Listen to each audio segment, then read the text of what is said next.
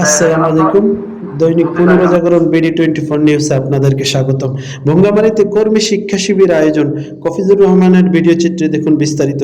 কুড়িগ্রামের ভোঙ্গামারীতে ১ নং পাথরডুবি ইউনিয়নের বাংলাদেশ জামায়াতে ইসলাম পাথরডুবি ইউনিয়ন শাখার কর্মী শিক্ষা শিবির আয়োজন করা হয়। ১৭ জুন রোজ বুধবার থানাঘাট বাজারে তামিরুল মিল্লাত ক্যাডেট মাদ্রাসায় উক্ত অনুষ্ঠানের প্রধান অতিথি হিসেবে উপস্থিত ছিলেন জনাব মোহাম্মদ আজিজুর রহমান সরকার, আমির বাংলাদেশ জামায়াতে ইসলাম কুড়িগ্রাম জেলা শাখা।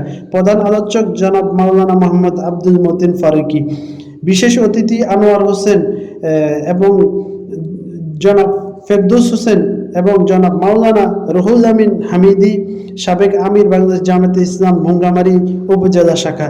সভাপতিত্ব করেন জনাব মাওলানা মোহাম্মদ আব্দুল আজিজ। এছাড়া উক্ত পাথরডুবি ইউনিয়নের প্রত্যেক গ্রাম ওয়ার্ডের